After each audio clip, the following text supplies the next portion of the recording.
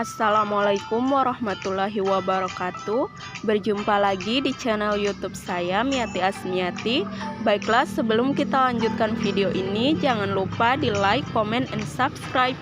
Baiklah, pada video kali ini saya akan membahas tentang sumber daya alam dan klasifikasinya. Sumber daya alam merupakan semua yang ditemukan di alam dan dapat dikembangkan untuk memenuhi kebutuhan hidup manusia. Kemudian, klasifikasi sumber daya alam berdasarkan sifat. Yang pertama, sumber daya alam fisik. Sumber daya alam fisik merupakan sumber daya alam yang berupa benda, misalnya bahan galian atau bahan tambang, tanah, tenaga panas, bumi, dan juga air. Yang kedua, sumber daya alam hayati. Sumber daya alam hayati yaitu sumber daya alam berupa makhluk hidup, yaitu tumbuhan maupun hewan. Sumber daya alam yang berasal dari tumbuhan disebut sumber daya alam nabati, dan yang berasal dari hewan disebut sumber daya alam hewani. Kemudian jenis-jenis sumber daya alam yang pertama yaitu sumber daya alam materi. Sumber daya alam materi dapat dilebur menjadi besi atau baja yang digunakan untuk memenuhi kebutuhan manusia, diantaranya kerangka beton, bahan kendaraan, alat rumah tangga, dan lain-lain. Kemudian yang kedua yaitu sumber daya alam hayati. Jika kita telusuri, sumber daya alam hayati dapat digolongkan menjadi sumber daya alam materi maupun energi. Misalnya beras, yang kita makan secara langsung adalah materinya, tetapi di dalam tubuh makanan tersebut memberikan energi sehingga manusia mempunyai tenaga untuk bekerja. Yang ketiga yaitu sumber daya alam energi. Manusia menggunakan energi yang dihasilkan oleh sumber daya alam itu untuk memasak, menggerakkan kendaraan, dan menggerakkan mesin industri. Yang keempat yaitu sumber daya alam ruang. Di kota-kota besar sumber daya alam ruang makin sulit untuk didapatkan.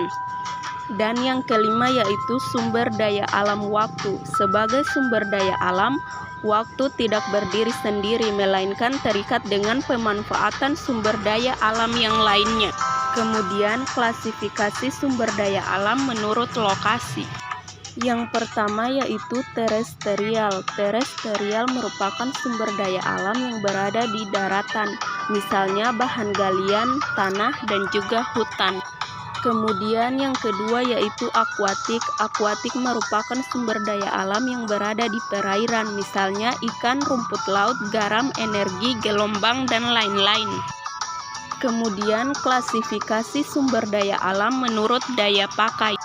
Yang pertama, cepat habis. Sumber daya alam yang cepat sekali habis karena nilai konsumsinya tinggi, sehingga banyak pemakaian, misal minyak bumi, gas alam, dan bahan bakar lainnya. Yang kedua, tidak cepat habis. Sumber daya alam yang nilainya tidak akan pernah habis dan biasanya nilai konsumtifnya rendah, misalnya emas, intan, mutiara, dan lain-lain. Yang ketiga, tidak akan habis. Sumber daya alam yang tidak akan habis karena ada pembaharuan secara alami, misalnya sinar matahari, udara, dan juga oksigen. Kemudian, sumber daya alam menurut proses pembentukannya.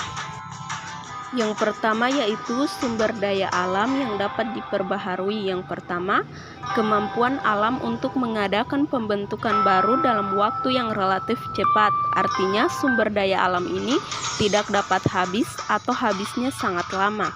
2. Sumber daya alam ini dapat digunakan berkali-kali atau setelah diambil dapat segera dipulihkan dalam jangka waktu yang relatif cepat.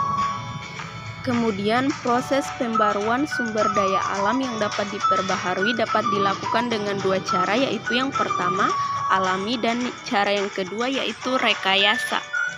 Contoh sumber daya alam yang dapat diperbaharui yaitu perkebunan, hutan, dan juga tanah.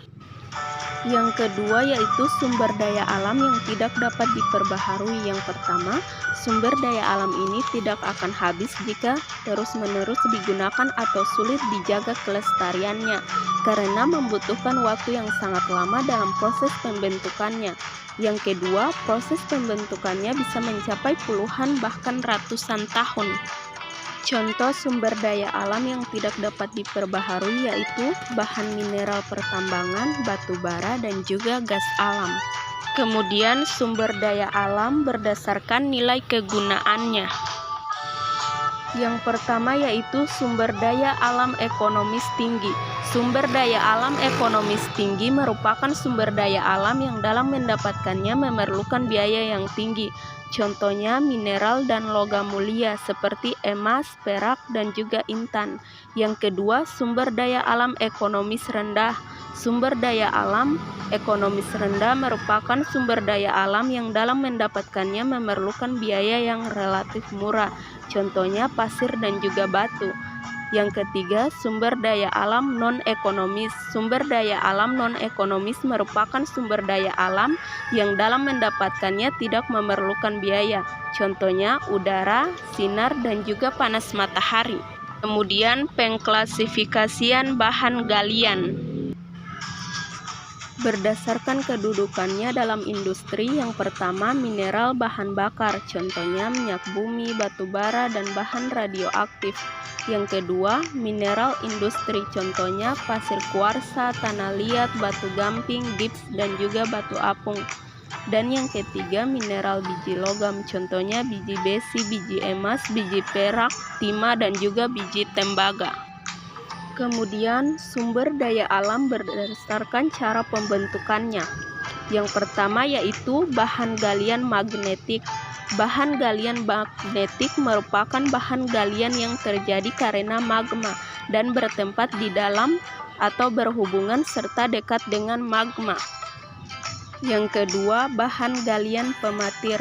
Bahan galian pematir adalah bahan galian yang terbentuk di dalam diatrema dan di dalam pembentukan intrusi, contohnya timah putih dan Bangka Belitung. Yang ketiga, bahan galian hasil pengendapan. Bahan galian yang terkonsentrasi karena pengendapan di dasar sungai atau genangan air melalui proses pelarutan atau tidak. Dan yang keempat yaitu bahan galian hasil pengayaan sekunder. Bahan galian yang terkonsentrasi karena proses pelarutan pada batuan hasil pelapukan. Yang kelima, bahan galian hasil metamorfosis.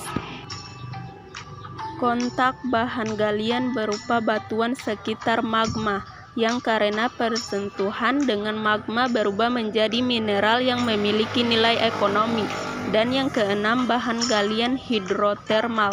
Bahan galian yang terbentuk melalui resapan magma cair yang membeku. Terakhir, si celah-celah struktur lapisan bumi.